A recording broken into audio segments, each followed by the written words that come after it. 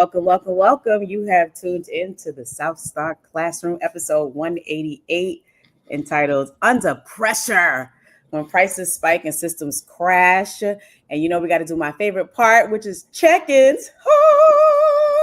Look at everyone's face just light up and beam with pride and great investment in check-ins. So I'm going to throw the ball to the person who loves check-ins more than anyone else on this show, Dr. Charles Cole III. All right, I got an incredible check-in and all the things that you're gonna love. I'm fine. Boom. David, your turn. It's just a waste of time. It's just a waste of precious airtime. Oh my goodness. David, I know you don't feel that way. Thank you, Charles, for being fine. What's going on in your world, David? Yeah. Well, if you don't mind, I'll take the previous speaker's time on the clock. Absolutely. He yielded his time. There we go. Yeah, thank you. Things are good. We're getting close to summer. We got a couple of weeks left here in our home district. So that's pretty exciting. Kind of we're pushing up until the last minute, up until that last bell, like we always say. So that's happening. And I've been getting outside a lot. Been, you can probably see it in my face. I've been, I just got I was at my local YMCA swimming just now. And I literally just got home. And I realized I need to shave because I'm starting to look like a crazy person. I think it's distinguished, brother. You got a whole nickname because of it. You know the one thing I would do, David, you're one of my favorite people in the world. You know the one thing I would push you on, David? Yes. One thing. Just be in frame. You keep cutting off your chin all the time. I don't know why you like to be yeah. This is David there we on go. camera. I'm a low rider, man. I'm a low rider. Bro, I would say this, since she wants to check in. I love you, Jubilee. Like, you ever did a remote session? Like, I've worked with young people. Every time you make them turn on their damn camera, that's all you see. Yeah. What are you doing? Are you drowning? They're drowning. What are you doing? I'm sorry. That's exactly what every time I see David do it, I think of those young people. All right. Well, let's give a shout out to Omar, wherever you are in the world. Omar, we love you. We miss you. And maybe we'll have a rant today in honor of Omar. Maybe we won't, but we love you, Omar. I'm mad at Omar, man. I was looking forward to these rants I feel like Omar relaxed away somewhere, wherever he is in the world, and whatever random thing. You don't even have to know the topic. It could be whatever. I thought we were going to get some epic rants. I had plans already, Jubilee and David, to turn that into its own separate show. And Omar did not live up to his end of the damn bargain. I am upset with O. I do understand. Okay. I don't know. Maybe we can send something in the chat and let him know that we still need it because we've got a segment waiting for him. Omar ain't thinking about us wherever he is. He's on Jupiter right now. I'm not even sure how many more weeks we have to wait for his return, but this is gonna. Right. I think we should get party hats and streamers and things in the clapper things. Just saying. Okay. All right. Well, you're such a girl. Thank you. Thank you very much. Woo. All right. So today we've got two topics. They're related. They're budget related. We're talking about tariffs, trade, and tight budgets, and we're talking about cybersecurity, right, which also has some implications for school budgets and systems budgets. So I'll just offer some information. We'll start with the tariffs and trade and tight budgets first. And it's just around who's paying the cost when this stuff goes down, right? So we've got tariffs that they're increasing costs for essential goods, right? For school resources like technology, transportation, construction. We've got a charter school in my area, in the Maryland area, that recently canceled its opening due to this perfect storm, right, of financial strain.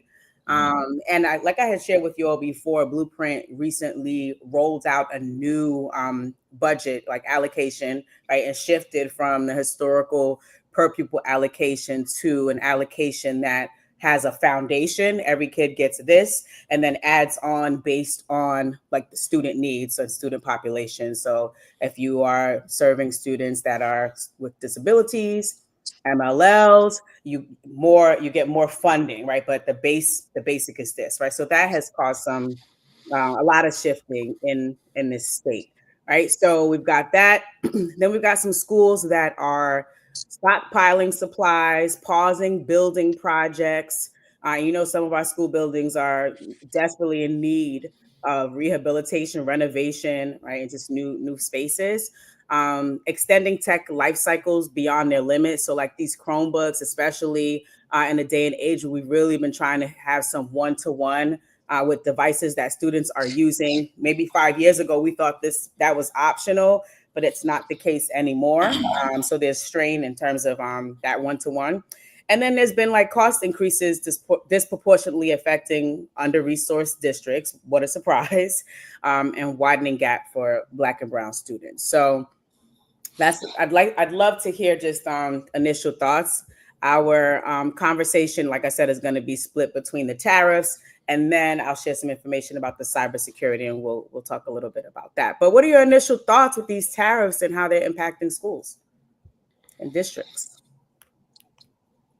I think it's interesting. I mean, I want to speak to the tariffs, also connecting with call it like a pre-existing, what we knew were pre-existing issues with talking about like larger urban school systems. I'm thinking about places like Los Angeles, places like Oakland, places like Chicago, even places like that where there was already a big strain in the system for resources, for people also, for buildings, modern buildings, like you mentioned. So all of that felt like it's been like that for a while, even with an increase in per pupil funding. But now with these additional strains that we're experiencing, particularly the tariffs, I think it's a very interesting question. I think it has a lot of people kind of, I wouldn't say like afraid, but concerned. And then I think the next word would be, like you said, school systems being very cautious, right? About investing until they get better clarity around like what's ultimately going to happen. Is this thing going to level out? Is it going to get worse? I mean, prices are already going up. We know that. What was it? The CEO of Walmart, put out a statement last week. Did y'all see that? No. I saw one from Amazon where they were going to put a notation by the prices that went up because of the tariffs, but then he rolled that back after talking to Trump. So the CEO of Walmart put out a statement a couple of days ago, alerting customers that they are already experiencing an increase in cost for their goods, and that they are going to, as a result of the tariffs, and that they are going to be passing along, those additional costs to the customer. So prepare to pay more. And Donald Trump got all over that. And, he basically told him, he's like, don't blame the tariffs for your rising costs. And regarding the tariffs, essentially directed the CEO to just eat the tariffs. Don't pass on those additional costs to your customers. And I'm like, do you not understand capitalism 101? Right? Of course. So who are you supposed to blame? I mean, I don't know. Well, not blame. He's saying like just eat them for now, right? Like so. I think the thing with this tariff joint is like it's not playing out well, and I also think there's like not a great understanding of like these international games that's being played, right? And like because China's hurting too, and I think that they just had a conversation. And things have kind of shifted. It's really about us in China, and even some of those people, some of those very liberal people that kind of agree that like, look, we can't keep letting one side tariff us more and get away with it than the other. It's been more around. There's a better way to go about it, and I think Trump's thing is, you just got to go full steam ahead. This is how we get what we want, and you've seen cracks on either side, but one of the things about this though, man, and I was reading your notes, Ju, like if this is part of a long-term kind of economic reshoring plan, like there needs to be some short-term supports to sustain our most vulnerable people, and school fall into that. So again, I'm not an economist.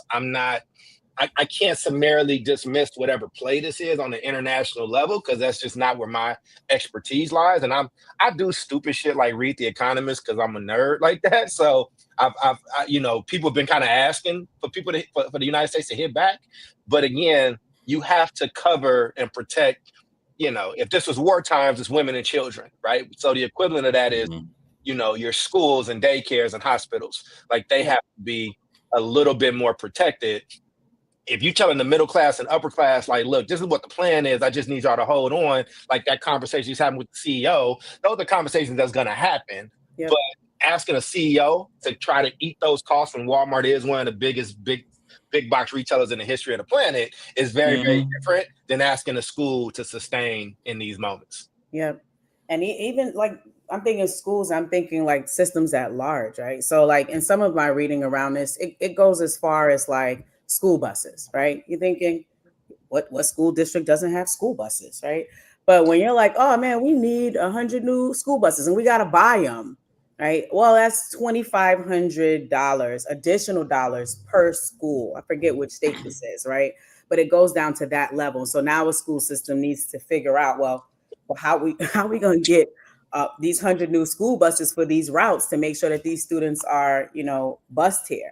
And it makes me think about the fact that it's like we are always, as school districts and systems, on the receiving end of these decisions. So like who's out there like lobbying, right? Who's out there as the voice of the district to say, hey, this is not fair. And to your point, Charles, like we need to plan ahead about this. Like, how are we going to grapple with this? And is this going to be a 6-month thing, a year-long thing? Right. So I think that's the other piece. Like it hits you from both sides. It's the shift with the budget, and then the shifts with all the stuff that's happening in the administration, and then the school system just being on the receiving end and being told that they just got to make do with it and like figure it out. So one of my questions is around like, should school districts be lobbying lawmakers about trade policy? Like why or why not? Like, well, I don't. Yeah, I mean, and you might have a better answer than I do, David. Let me hop in. I would say, as I think about this, you also got to understand the person that's in office. He's not running again. He don't have to appease a new type of group. I think, he wants to cement his legacy on the business side of this at the end of it. And sadly, it doesn't behoove strategy to be like, hold on for 6 months, everybody. Because then the Chinese delegation is like, oh, we got to wait 6 months, y'all. We'll get them in 6.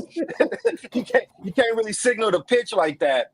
But I do think, honestly, if we want to build some goodwill and kind of bring people into that plan, the same way we had COVID funds or things like that. And again, I don't want to play a demagogue and give a very simplified answer to a complicated issue, but you kind of want to have some type of reserves that can sustain people or tell people what's coming, or some type of reimbursement later on that, if a district needs to go into reserves to get X, Y, and Z, they can do that knowing that they'll get their money back. I've worked in healthcare for a long time. That's how you work in healthcare. You pay all your stuff up front, and then there's a reimbursement rate with the state. Now, the problem, as somebody who's been a board member at a high level in that, is the state can change its rates, and then you have to eat certain costs, and it's just more difficult. And we talk hospitals play with a different type of money.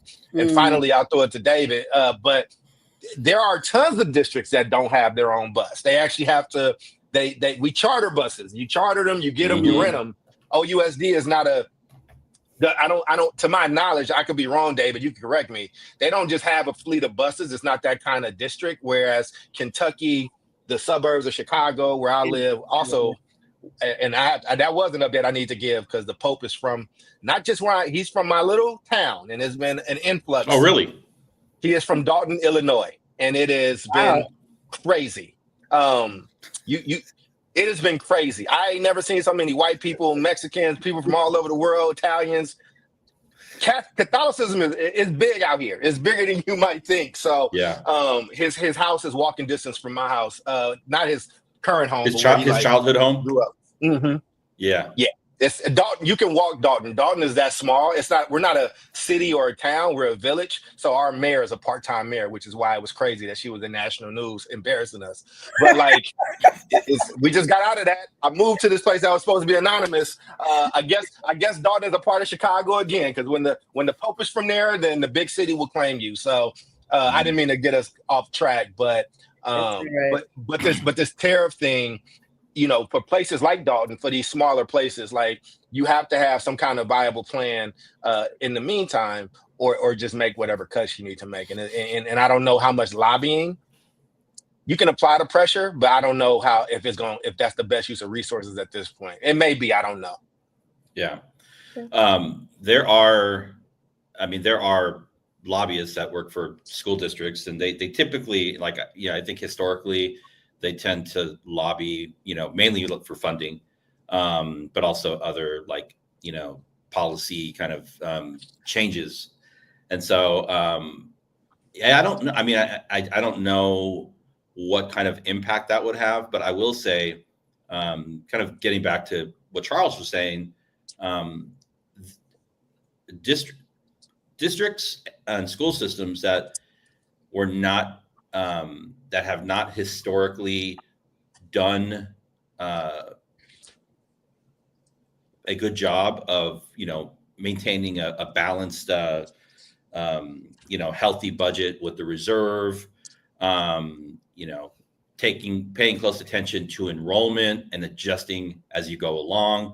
We know that there's been a huge, coming out of COVID, a big shift of young people, like from different places in the country to other places. And then a lot more like homeschooling and private schooling. And so, the big district systems have lost, many, many children. And then you have to adjust. But if you don't adjust, then you end up in the situation, like, for example, even something like Los Angeles Unified, I know Oakland Unified, San Francisco Unified. I think even down here in San Diego, they're running these big systems, and they don't have enough, call them units, but they're students, right, to actually uphold, to maintain those systems. And so then you put on top of that this economic stress that we're talking about, and it's a really bad combination, and it's going to be a bad combination for districts that haven't done the hard work of realignment, whatever it is that we're experiencing now. So if you do have a reserve, I think this is a time when you're going to see a lot of school systems, kind of dip into those reserves. But I think a lot of people are going to be cautious. Reserves. What's my favorite word? I want to throw it to you, Juve. Man, the term that we heard so much here in Oakland, structural deficit. Everybody here know what a structural deficit is? Structural deficit is before any emergency happens, your spending outweighs the money that you have. So even if you get an influx from a billionaire, which Oakland gets every year, you're still in a budgetary crisis. So now, if you add one more thing on top of that pile, that reserves my ass. I'm sorry. No, you're saying if I was also thinking it, and I'm like, I stole it. My bad. No, it's okay, David. You are very, very helpful. And I think there are some like school districts that will have the reserve, but we also know like how many times we've seen in the news these corrupt systems. You know what I'm saying? Like you have 17 golden umbrellas. Like what? Why do you have gold? Right. So it's just like, if you were prudent, and you were strategic leading up to this, right? If you saved some of your eggs for a rainy day from, ESSER funds or things that ended up increasing as a result of the pandemic, like maybe right now you won't feel the hit as hard. However, if that's not your story, then we're going to see a bunch of structural deficits. I would say if you do have a reserve, I would venture to say it's a likelihood that you probably are not feeling these tariffs in the same way that other systems are feeling it. If you're doing that well, and I think that that's the issue. Like one of the things your research brought up when I was reading it, Jude, was that we're looking at this as it's going to increase the gap for Black and brown students or students that live in poverty. If you're a school that has reserves, you're probably a school that we're not necessarily discussing at that point. So it listen, man, things happen, and how you got to be prepared. Like, I mean, COVID happened. Like, in a post-COVID world, schools have to district systems have to be smarter. And a lot of systems have money, not reserves, but there's a big fund. There's a big legal fund. If the public knew how much, I'll just use my old district, how much money we had set to the side to settle lawsuits or things for IEPs, or not to get sued from IEPs, or sexual assault cases or whatever. We spend bread in those areas, right? And so it's not just as simple as taking funds from that pot and putting it over here, because you don't want to leave yourself susceptible. I mean, we get into the business of school, and it's a wild, messy business. And David might know it better than all of us, because he's been on every side of it and seen what happened when it gets ugly in those rooms. Yeah. I mean, I don't think we're picking on Oakland, but Oakland is kind of like, it's where these things tend to maybe happen first. And so it's important to kind of to pay attention to what's going on there. So it's already happening there. And one thing that we haven't talked about is, so like over the summer, when students are not in school, the city of Oakland, like many other cities, typically will, work with a local food bank or some other entity and deliver meals to like neighborhood centers, so students can have access to like food over the summer, right? Mm-hmm. Like that got slashed, right, already.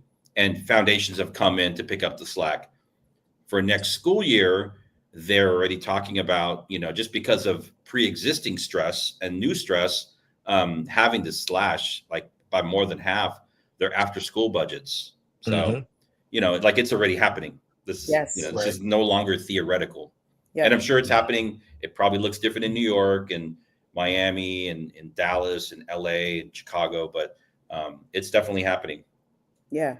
And those are the things that we need the most. And usually they're the first to get cut. Right. Mm-hmm. So let's talk solutions before we shift to cybersecurity. Like, what can the people do? Like local solutions. What are some local solutions that schools can implement to kind of soften these financial hits, if any? How can parents and communities advocate for equitable resource allocation? Like, what can the good people do, given that it's here and it's happening? And your child may not have a Chromebook. I mean, I definitely think there's probably a need for some kind of like short-term, maybe state relief or other relief if it's not coming from the federal government. I don't really know like what can be done there. Like, we're not sure if this is long-term or short-term, but I'll go back and, one of the things I know that we can do and that we should have done, it boggles my mind how we allow from the federal government to the state government to the local school districts to operate with ongoing structural deficits, the things that Charles is talking about. Like, why can't these entities just go in and say, you have to do X, Y, and Z by next year, and that's it. Just do it. Instead, they go back and forth with these board resolutions, and then they end up where they started 3 years later, and nothing has changed, right? I think the best thing that we can do is control what you can control. Yeah. And that's being proactive around how you run your fiscal house. If you're running a big school system, even a small charter school, that's what you control. You don't necessarily control what's going to happen from the Capitol to the federal government, who is going to get elected president or governor. You control how you spend your money, right? Mm-hmm. Yeah, I think this makes me lean more into my master's degree and not my doctorate degree in public administration. I mean, this is the type of scenarios that we used to get when we were, and for y'all that don't know, public administration is like a nonprofit business degree, right? Or basically how systems run, how cities run, how the government, nonprofit stuff, Woodrow Wilson, supreme racist, but also the father of public administration. Very, very weird thing to be kings of, by the way. But I think some of the solutions are double click on everything you said, David, but also, it is just like districts and systems have to prioritize. And again, like you said, not to pick on Oakland, my beloved Oakland. Yeah, David sees my background, so like not to pick on Oakland, but like you said, we started spending our money on everything but educating students. We started to take on every cause. We wanted to be everything for everybody, and you can't do that. Even if and just because you have an extra cent left over does not mean that you go to spend 5 more. You have to like have an actual fiscal plan. And I was sad when we lost our state person that helped us keep our books balanced, because I hate to say it, but we need a parental supervision. And I think a lot of systems across the country, especially the ones with Black and brown people in them, at times need some.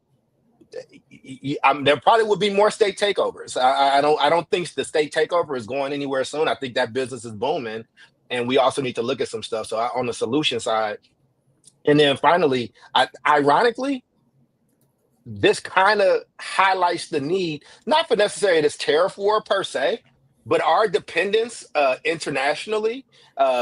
It just shows what happens if somebody decides to cut off your water. And this is a very, very vulnerable space. So I don't know.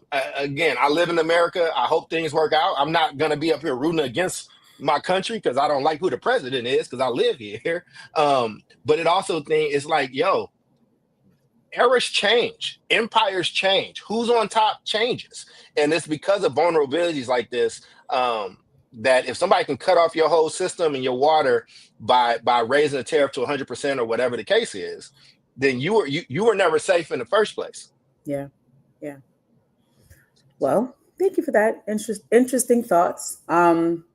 I don't know. I'm listening to what both of you are saying, and I'm just like, yeah, and damn. And those that are already not receiving resources and services, and just it deepens the gap, and it's unfortunate. And I'm really thinking about, like, I keep on hearing about the ESSER funds, and whatever other support came as a result of pandemic, like, which is hard to believe, like, was 5 years ago, right?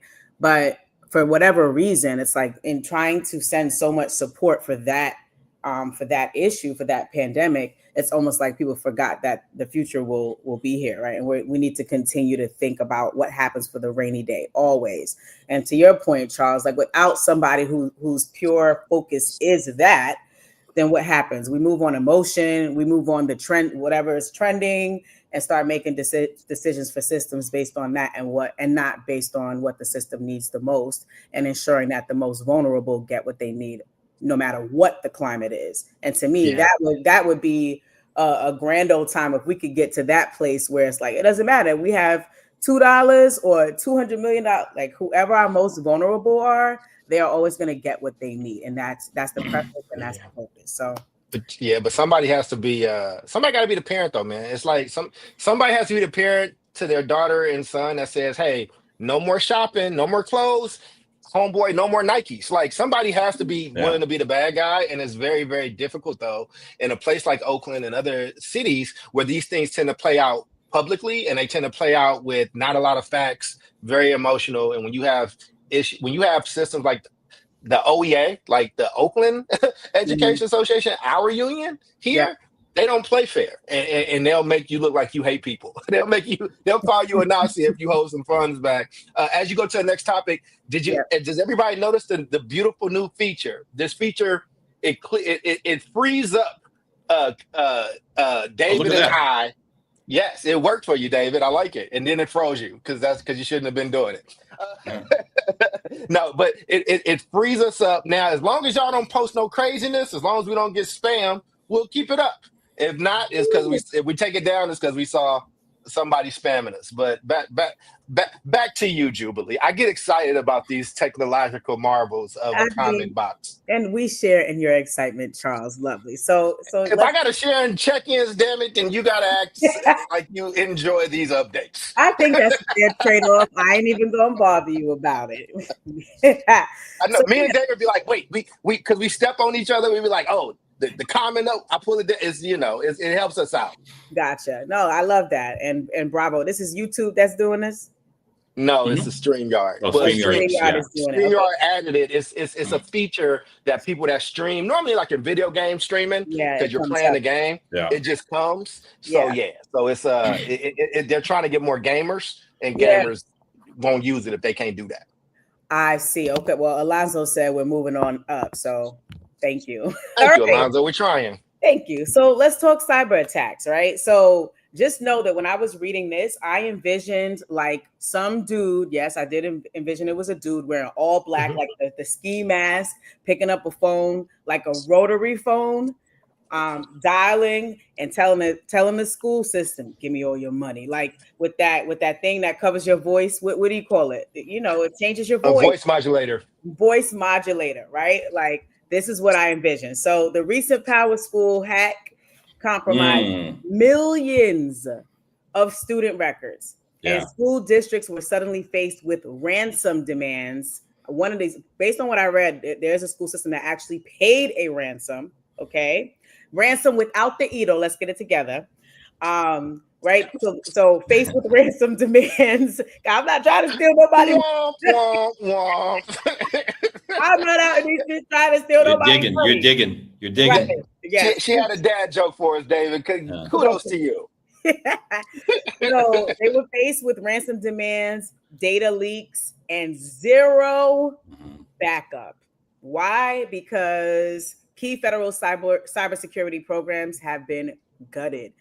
This ain't no accident. There's been cuts to cybersecurity staffing, training centers, and information sharing hubs have left school districts fending for themselves, often with no IT departments or contingency plans when this kind of stuff happens. So think about that. So we're putting children's data, addresses, birth dates, learning profiles into systems that we know are vulnerable, right? But we need to organize because we're a system and we educate thousands and thousands and thousands of kids. How are we going to keep all that together? We're going to have to use technology to do that, right? So we're putting this stuff into systems we know are vulnerable, and then we're walking away from the problem at the national level because there's no oversight, right? And then when the breach hits, who's got to fix it? It hits the underfunded districts, right? In Black and brown neighborhoods. It hits all schools, right? But we already know who's most marginalized and vulnerable, right? And usually they lack the resources to bounce back, right? And I've seen this in my own district, right? Not paying the ransom per se, but just being attacked to the point where student information systems are seized for long periods of time. You can't log in, right? And somebody else out there has your information, right? And there's no one coming from the federal level, the state level to provide the funding, the oversight, right? Or the technological insight to address the issue and to fix it in order to protect the information, right? So initial thoughts about that.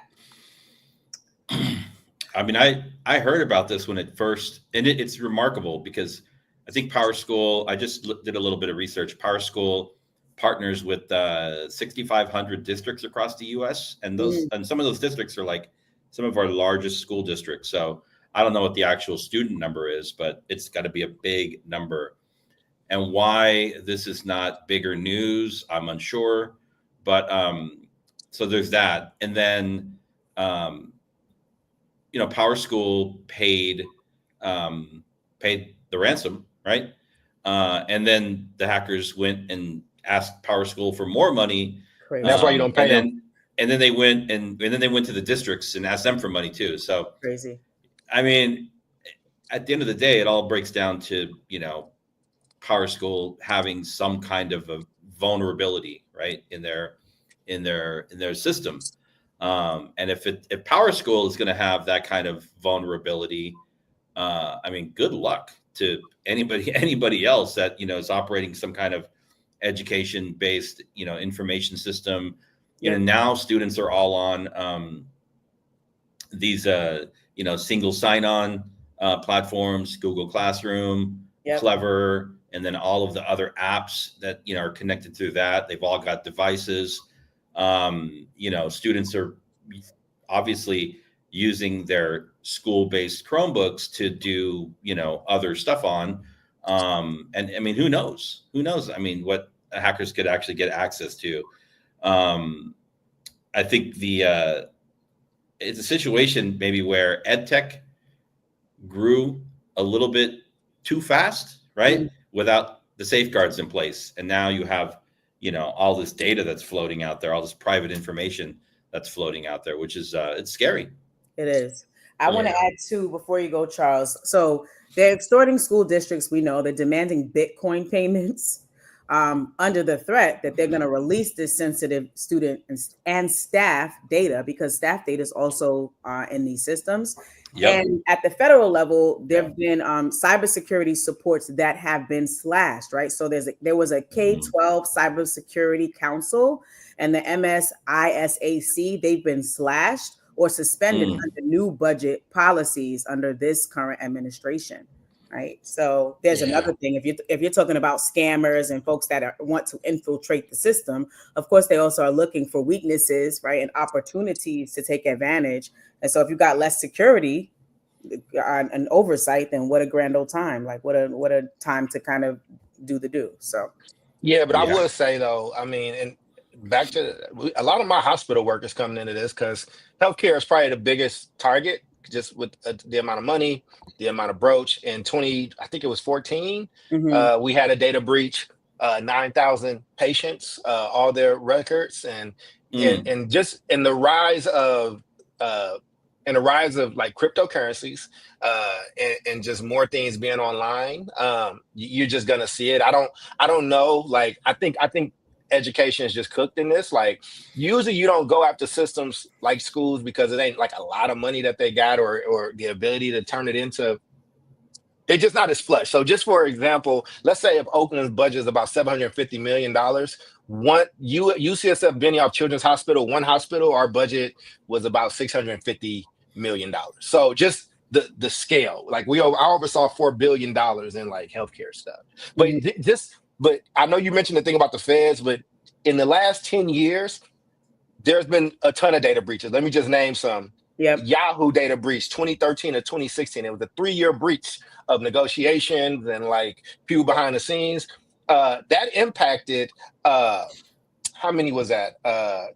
There are 3 billion users, 3 billion accounts. Beat 3 billion user accounts. So many of those are people that got multiple accounts, for the record. Equifax data breach in 2017, 147 million customers. SolarWinds supply chain attack, which really does suck. That had a ton of people. But then you get to like the Colonial Pipeline ransomware, not with an E, to keep your little joke alive. But then also Change Healthcare ransom attack, United Health cyber attack. Like a lot of these, I've had to sit in a bunch of board meetings where lawyers and everybody comes and talks to us about what's about to happen, what's happening, being very clear that we will not negotiate with this type of terrorism. I mean, there's people that this is what they do. And the worst breaches are the ones that can come in, and a hospital is more dangerous than anywhere because they can shut down all the systems. Everything is digital. We've made the move over the last 10, 15 years to move everything from handwritten to digital. So it makes it a little bit more vulnerable. Yeah. I don't know what you do in this other area. I don't know if you start to have offloaded things, if you stay away from the cloud and do servers in-house, but that requires a different level of expertise and space. And to house that type of equipment, you need, I don't know if these buildings is built to actually do that. So I don't have a lot of answers for this. I think it's one of those things you just ride out, and you just have to, we're in a generation now where you just got to be really careful what you put online and what you submit.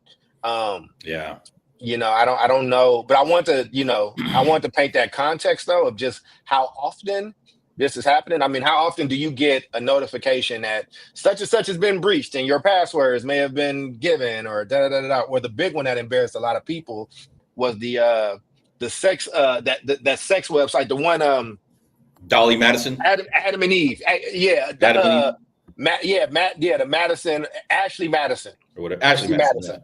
Yeah, Ashley Madison. And that one was, and that's one of the ones where they did follow through. They absolutely was like, give us this bread or we are publishing. And a lot of very powerful people, homes got blown up. So, I don't know, man. It's too lucrative. And even though people might come out in a public face and say that they're not paying or they didn't pay, they usually pay something. I mean, it's just, you know, you want to keep the integrity of your people. And so I don't know, man. I don't know on this topic. You know, you just kind of hold on and hope. Yeah. Thoughts, David? Yeah, I'm looking at some of your questions. I think, you know, why are K-12 schools becoming prime targets? I think because people know that they're vulnerable, right? Yeah. And that's everything from the big, large school districts down to, it's interesting, you know, you think of all the functions that a large district has to do. A school district is like what we call its own local education agency. It's its own LEA, right? Yep. It's like a unit of government, right? Yep. The independent mom and pop grassroots charter school has to do all of those same functions, but, you know, with like, you know, 3 people. Right. And like data and security, online security, cybersecurity is part of it. And I think, you know, even our smaller, you know, charter networks, you know, I'm sure struggle with this. So our probably like rural schools struggle with this. You know, technology was, you know, has been part of schools for a while, but mainly on the information side, right? Like where, you know, records, attendance, things like that, right? Ed tech was making a pretty quick advance, and then it kind of stalled out.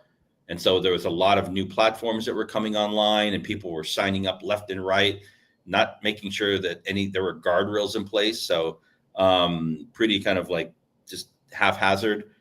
And then COVID came, and then, I mean, before COVID, there was a pushback against, you know, ed tech.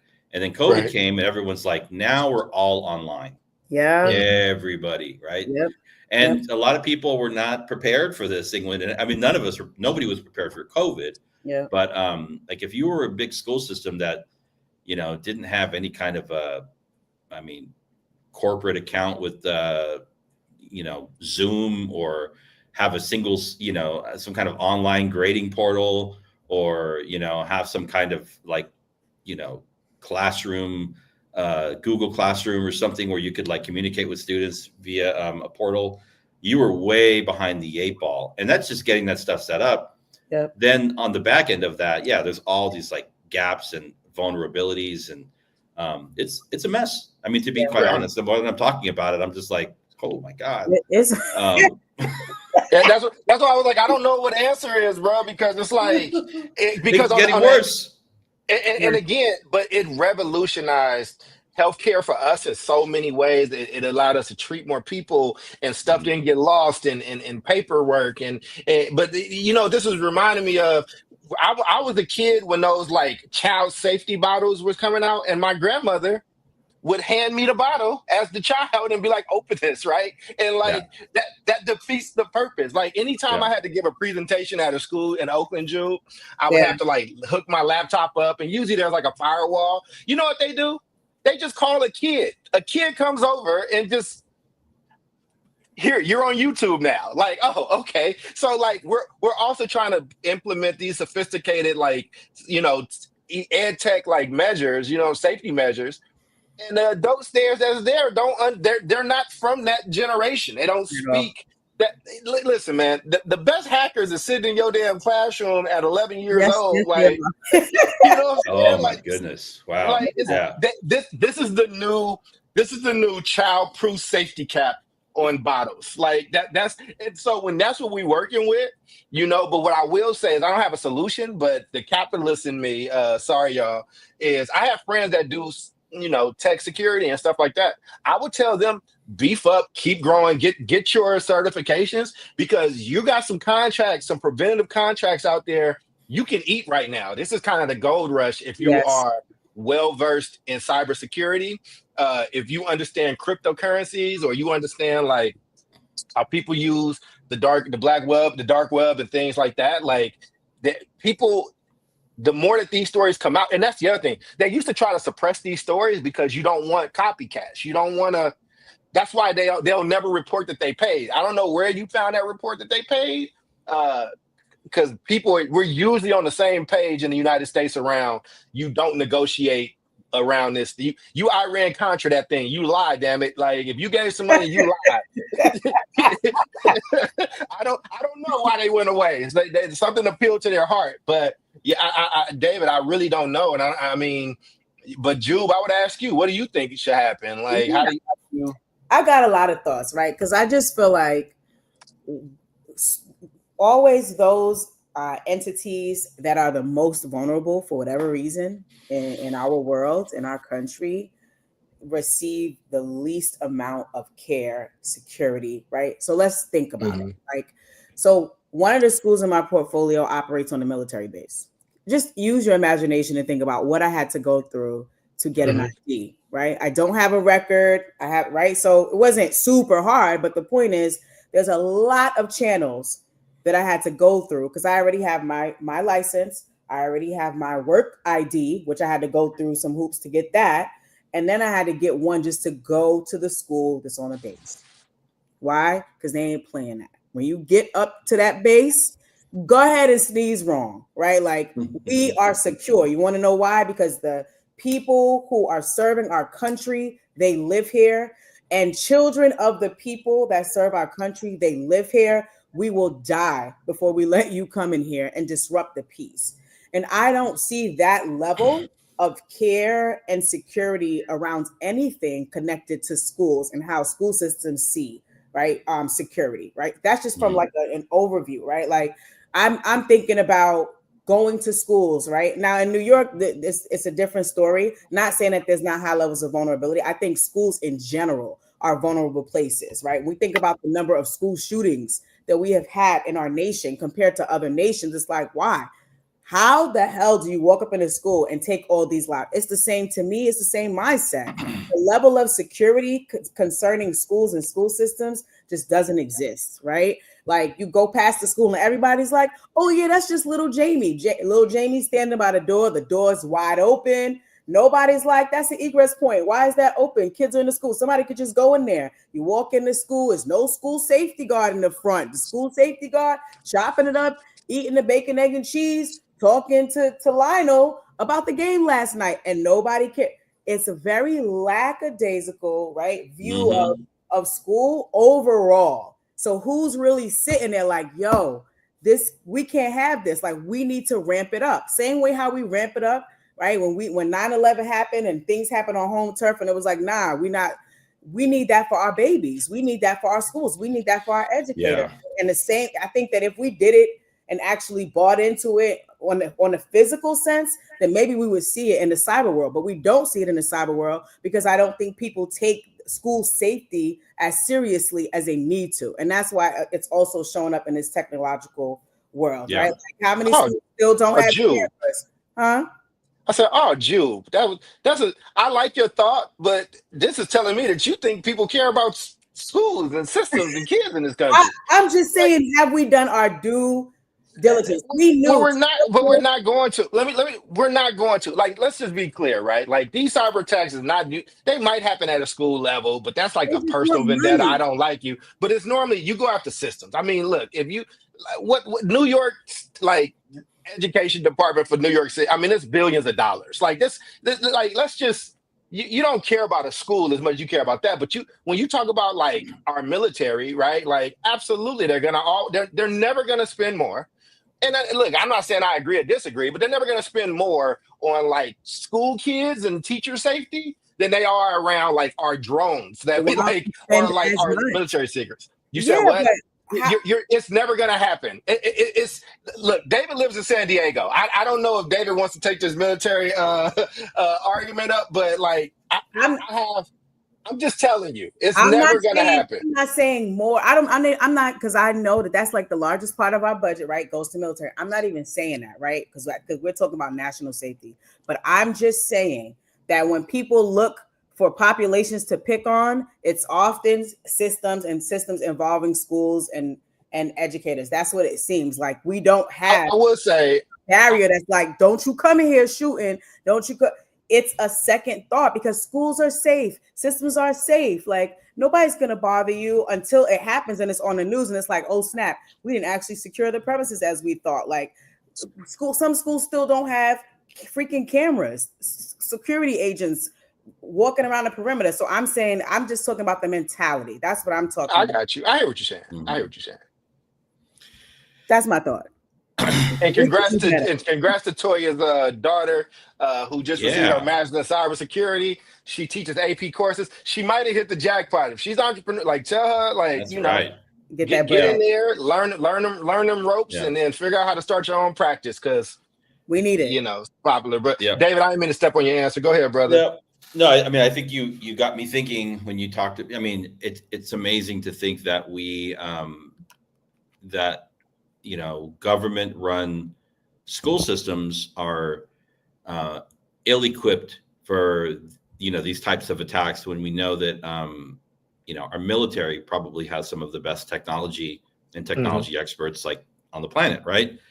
And so there's definitely like it's an issue of like, where are we placing our priorities, right? And I think that's what the show's about, right? I don't know what we can do to control or change or impact what happens, regarding that. But what I do know is, within our own individual homes, within classrooms, and even in school systems, I think part of education, and I mean, we all know this, like a new thing has emerged in the last like 20 years around education. And so it's like digital safety, online safety, call it whatever you want, digital citizenship. So students are on all these different apps. They're on social media. They're on YouTube.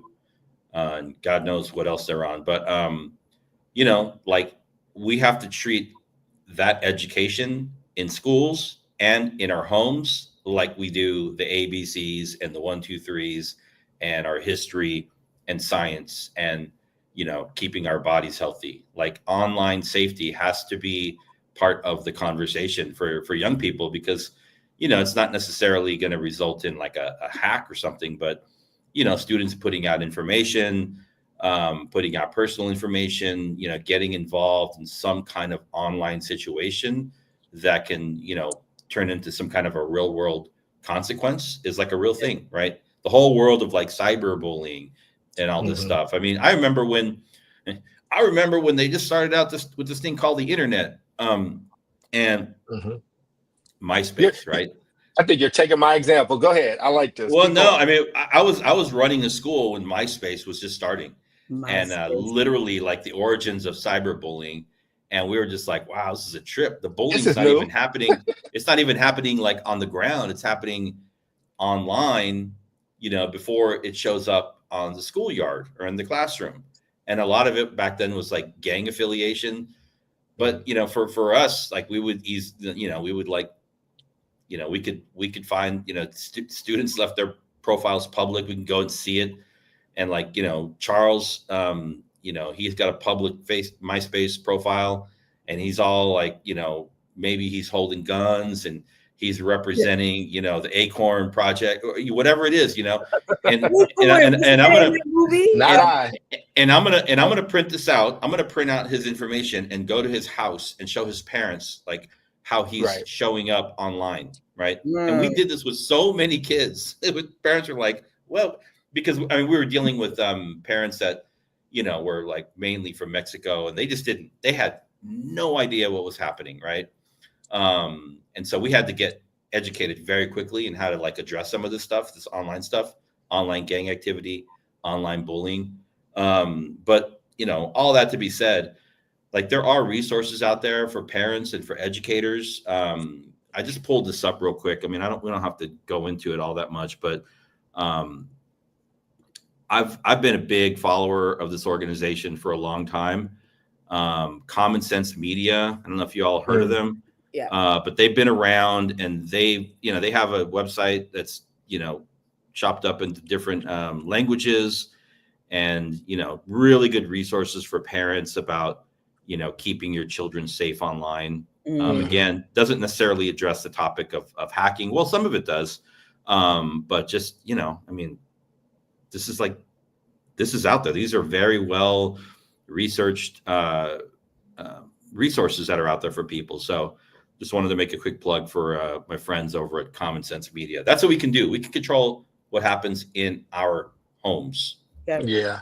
And I was going to say, I know we made the mention of like the military and their budget and things like that. I was going to say, usually the benefits that we get from that is that a lot of our innovations come, but military gets it first. And about in a few years later, we get it, right? I was thinking about the cybersecurity thing from earlier. While you were talking, I did some research and pulled it up. Research being a quick Google search, by the way. But the military is responsible for flat screens, stealth technology, GPS was formed in our military, the internet, advanced material, computer security.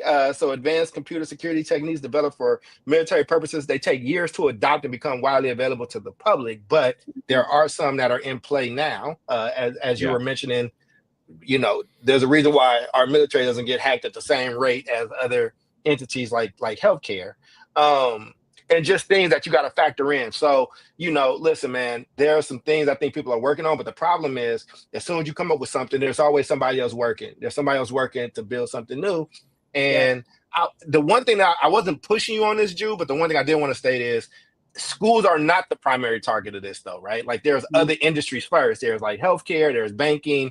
There are places where like that you can squeeze and you can get the money. Like it's, negotiating with a Wells Fargo, top official is very different than negotiating with a superintendent and a cybersecurity team they had to find in 30 minutes. Right. So I don't know though, man, it's really tough, but I just think there's going to be something new, like this sophistication. Always. Hell, David was talking about MySpace and when that came and cyberbullying.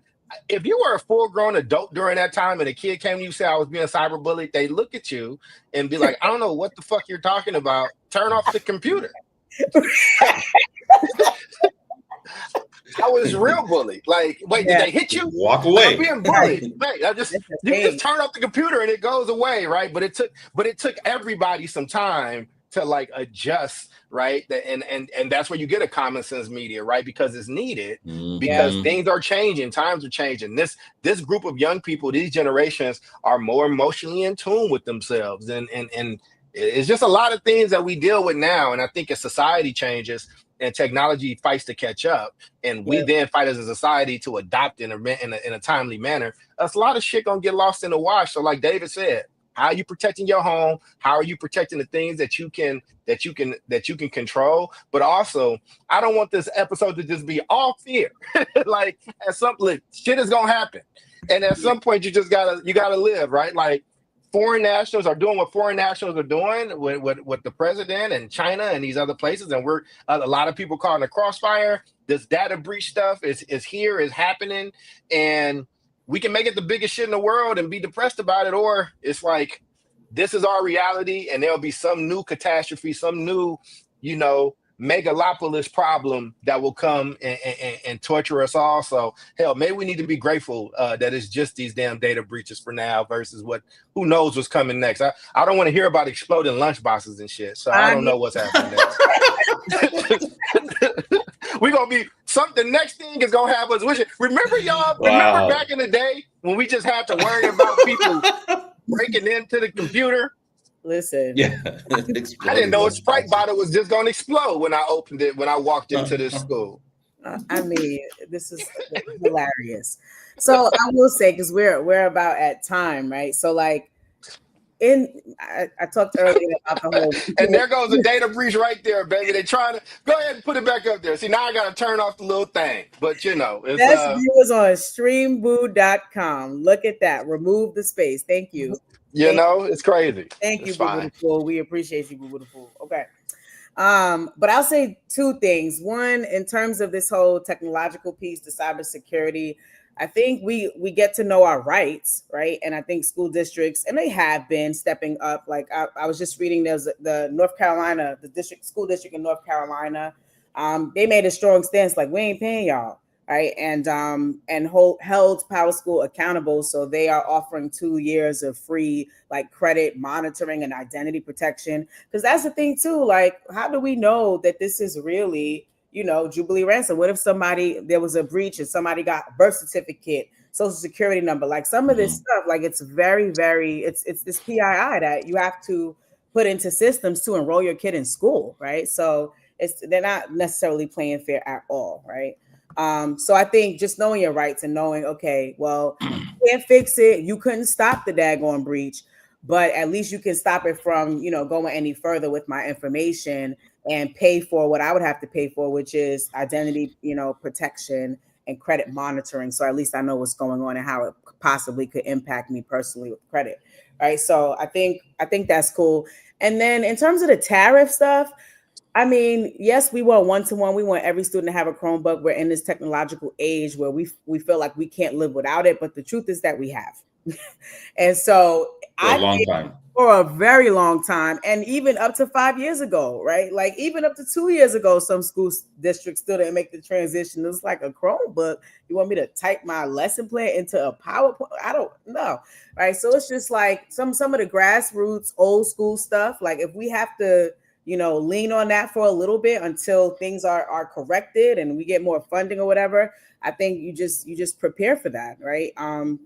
Learn how to teach. A good teacher can teach with technology and without, right? And I know it might sound harsh, but our babies got to get what they got to get. And sometimes we end up getting the short end of the stick because somebody else along the way didn't have the insight or the focus to make sure that they kept the main thing. But if we're on the ground, make sure these kids get what they get, then we can prepare. And that is the part that we can control in terms of teaching and learning. So that's that. And my final thought. Doc, I'll throw it to you and then you could lead us on out of here. Oh, did David have his final thought yet? Did I miss that? Go ahead. No problem. I've always been and I still am a big believer in technology, both on the personal side and when I was teaching and leading schools. So I think this topic of cybersecurity, and then we kind of got onto the other tangent of like online safety and best practices, is a good one. I'm thinking there's a whole other show there. Like you try and put together the show with like too many topics, and it turns out we could talk about each one for 2 shows, right? So good job to you. It's got me thinking about stuff. And then on the other end, the financial stress that our systems and our cities and our families are feeling right now, it's all very real. And my concern is that school systems get resources to provide differentiated supports to young people, whether they for a whole host of reasons. And when those systems get stressed, we tend to move towards a more one size fits all model, even if it's temporary, right? I don't have time for that like follow-up conversation with you, or I don't feel like I have time to like differentiate my lessons, or I don't, it really breaks down to the level of like what happens between a teacher and a student. And that's very real. And so my concern there is, again, like the students that are going to feel the first impacts of these stresses are going to be Black and brown students, are going to be special education students, are going to be multi-language learners, are going to be immigrant students. And that includes low-income white students in Kansas too, right? Mm-hmm. So a lot of y'all voted for Trump. And so Yeah, I'll go in reverse order, man. I think your guys covered everything on the technical. I mean, on the data breach side of stuff is tough. It's a reality we're in. I think systems will tighten up, but hackers will get smarter. So I'm far too ignorant in that space to give any real viable thoughts or concerns on it. But I'm glad you brought it up, Jude, because people should be aware of it and aware of what it means. I do just think people are getting a bit more just data insensitive. I don't know if there's a better term. I think Facebook and Twitter will tell you, I'm going to take your privacy, and people are just like, all right, that's fine. So I don't know if that's going to always be a thing. I think people are just and these kids, these generations live their lives online anyway. Like the need for privacy. I don't know, man. Will privacy still be a thing in 40 years? I really don't know. And I think there's a new crop of people that are being born that are growing up in that world used to that, and think something's wrong with you if you want privacy. So there's that. To this other piece around tariffs, man, I think that, again, same. Like, this is a very complicated issue. I'm not probably the right person to be discussing it. Here's my thing about this Trump stuff, man. I don't know if it's going to be a good strategy or not at the end of the day. I have my doubts, the way most people do. And I think that's something that requires sophistication and a delicacy. I'm not saying don't do your job, but I do think there's a better way you can introduce some of these things. I think where Trump's mistake can be, and maybe some people love him for this, and I think others don't, right? But I wasn't a fan anyway, so this should be with a grain of salt, because why should he change to make a non-fan happy? So, but I think the brashness of it, I think it excites some people, but I think other folks that are reasonable people are like, I just want to know you're going in this with a clear head and like what's happening. Like we have to trust you on some level. It feels like this is something normally that a Secretary of State would kind of be, Secretary of Defense, Secretary of State would kind of be leading. I don't know. My ignorance is going to show. But I will say to people out there, there's going to be a lot of hot take reactions to any of these things. You got to start reading multiple sources, and you got to start reading things for yourself. You got to read the ones that you like and the ones that you don't like, and you got to do a little bit of triangulation on your own to kind of figure out what's really happening with things. Because if you like Trump, then all this is going to be painted with rose-colored glasses, and this is the smartest, dopest thing ever. But honestly, if you don't like Trump, then it's the worst thing, and this has never happened before, and nobody does this, and it's the worst president of all time. I don't think either extreme is true. Somebody got mad at me because they said Trump is the worst president of all time. I was like, I don't like the dude, but the worst is a lot. Like, and they was like, really? I was like, there was a civil war. Like, there were 2 world wars. There was Vietnam. Like, there was like, it was a Great Depression. Yeah, there was a Great Depression here, yo. Like, there was a lot has happened. There was Stalin and Hitler were knocking at the door at one point, right? Like, there were things happening, right? So I just think that we live in a hyperbolic society, and I think the one thing to bring both these topics together in my long-winded ending, Jude, is that we have become the generation of hyperbole, and it's really, really, really dangerous. It's really dangerous if we don't listen to things or react to things unless it's the worst of all time. So me and David can have a debate here, and in order for us to get attention for you to watch the debate, it has to be David Castillo slams Charles on this and kills him, and we are building a generation of Chicken Littles. We're building a generation of people who only exaggerate. And then when real shit happens and shows up, we're not reacting because if everything's a 10, then nothing's a 10. So, that's how I would pull those two things together. Like, stay informed, control what you can control, read things for yourself, make sure you are able to comprehend, and always make sure that your family and your household is safe, because other people are going to do that as well. So those are my final and closing thoughts. And if you want me to close it, for our friend Omar, who is on one of Pluto's moons at the moment, somewhere, not giving us his rants. That's Jubilee Ransom with an E. That's David Castillo, and I'm Charles, and we'll see you all next week. Same bad time, same bad station. You have been listening to yet another episode of the South Star Classroom. Class is now dismissed. Peace out.